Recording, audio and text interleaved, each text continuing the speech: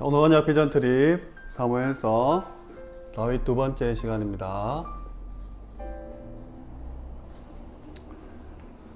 지난 시간까지 골리앗 또 요나단에 대해서 들었는데 오늘도 다윗은 도망자예요. 도망자. 인생의 거의 대부분을 도망다니는데 사무엘상 21장에서 27장에 보면 지역도 많아요. 놉 땅으로도 도망가고 가드 지역으로도 도망가요. 그리고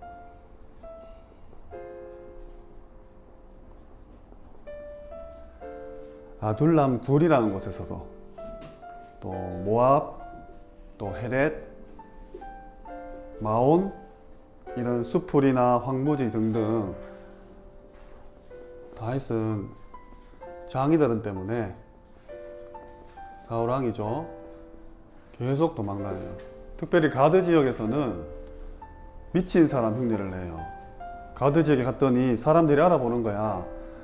이 다윗은 사울은 천천히요, 다윗은 만만이더라. 우리나라 백성들을 죽인 이 다윗이 왔다 해가지고 21장 13절에서 15절에 보면 다윗 왕이 막 미친 사람 흉내를 내면서 침을 질질 흘려요. 수염에다가 막.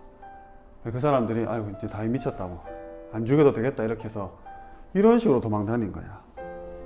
이렇게 도망다니다가 사울왕을 두 번 만납니다. 여러분 같으면 어떻게 했어요? 단칼에 죽일 건데 먼저 엔게디 굴에서 사울왕을 만났을 때 그의 겉옷 있죠. 겉옷 자락을 베어와요. 그리고 다음날 사울왕한테 보여주죠. 내가 당신을 죽일 수 있었는데 하나님이 기름 부음 받은 그 종을 차마 손댈 수 없었다고. 그러니까 사울왕이 또 막 고맙다 감사하다 니밖에 없다 막 하고 돌아가요. 근데 또 잡으러 와.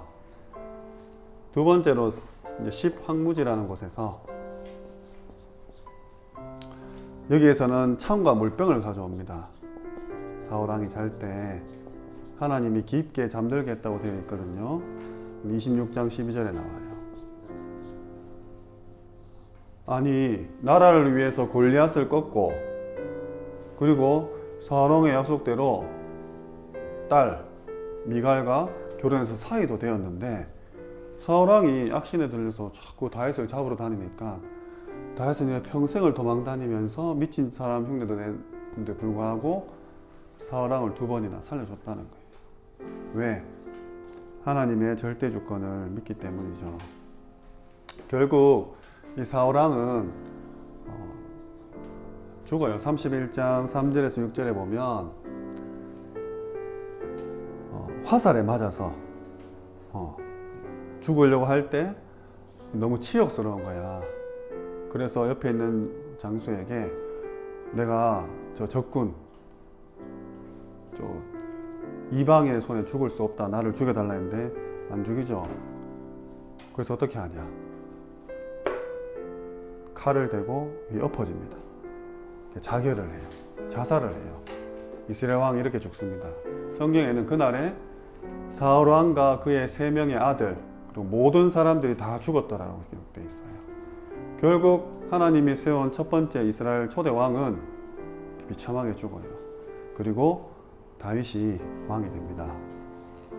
이렇게 해서 다윗은 왕이 되어요.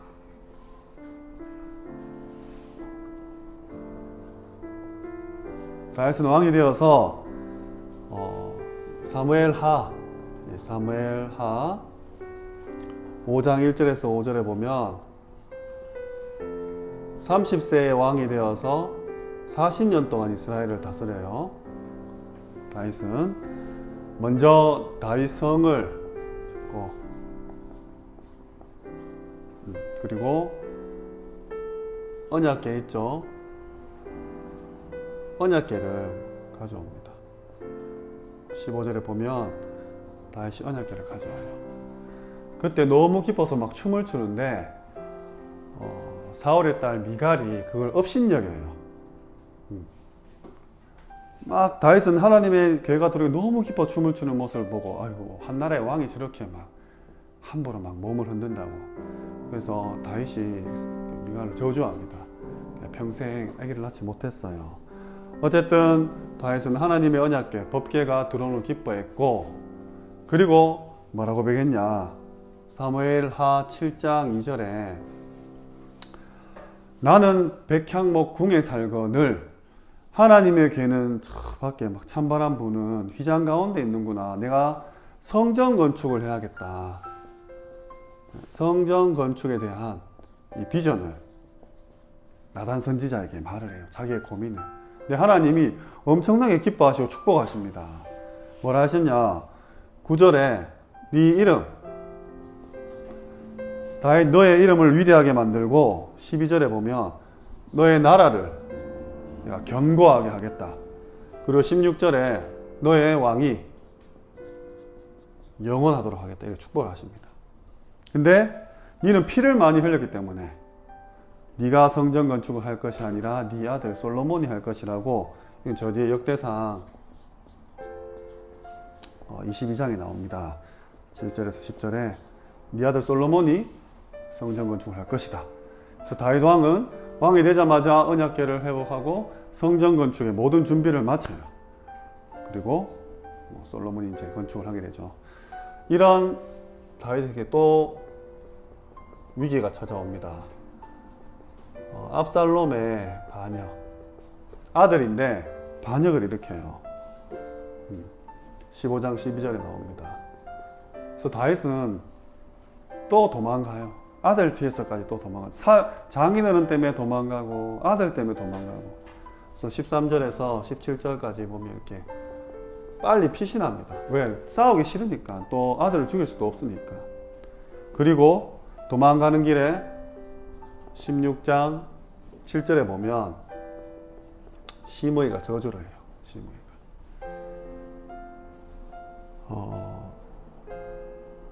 옆에 있던 아비스 장군이 너무 화가 나죠. 저 개만도 못한 녀석이 왕을 모욕한다고. 단칼에 죽이겠다는데 하지 말라 그래. 다윗은 뭐라 했냐? 10절에서 12절에 보면 놔둬라. 하나님이 시킨 거다. 하나님이 저 시므이 입에 나를 저주하라는 말을 하나님이 주신 거다. 그리고 하나님께서 이 오늘 내가 당한 이 치욕, 모욕을 앞으로 선으로 갚아주시지 않겠냐. 하나님의 절대 주권을 정말 인정한 거죠. 도망가는 상황 속에서도 이런 인도를 받았어요. 결국 다윗 군대는 재정비해가지고 압살롬을 다시 공격하는데 18장 5절에 보면 이 압살롬에게 너그러이 대해줘라 해요. 다윗은 참 인품적으로도 성격도 인격도 괜찮죠. 자기를 죽이려고 반역을 쿠데타를 일으킨 아들을 살려주라고 해요. 근데 결국 압살롬은 14절에서 15절에 보면 죽게 됩니다. 이 반역이 끝이 나요. 그래서 오히려 다윗 왕은 본인이 살아있을 때 내 나라의 충성된 신하와 간신들, 자리만 차지하고 자기 이득만 보려는 그런 나쁜 신하들을 구분할 수 있는 그런 구분해가지고 견고하게 나라를 세울 수 있는 기회가 된 거죠. 그래서 다윗의 인생을 보면 평생을 이렇게 고생하는데 사울왕도 살려주죠. 또 왕이 되자마자 하나님이 가장 원하시는 언약궤와 성전을 아들이 반역해도 또 하나님의 절대 주권과 인도를 확신하면서, 그래서 이스라엘 최고의 왕이라고 부르는 이 다윗, 앞으로 우리 가운데서도 이런 시대적인 지도자, 왕, 대통령, 국무총리, 국회의원 이렇게 나올 텐데 어려워요. 힘들어요. 많은 사람이 공격하고 막 나를 모함하고 막 무너뜨리려고 하고 깔아뭉개려고 하는 이런 시대 가운데 딱 서서 하나님의 비전을 붙잡는 거예요. 하나님이 가장 원하시는 그 약속을 붙잡고 가는 거예요. 이런 축복을 마음껏 누리시기를 주님의 이름으로 축원합니다.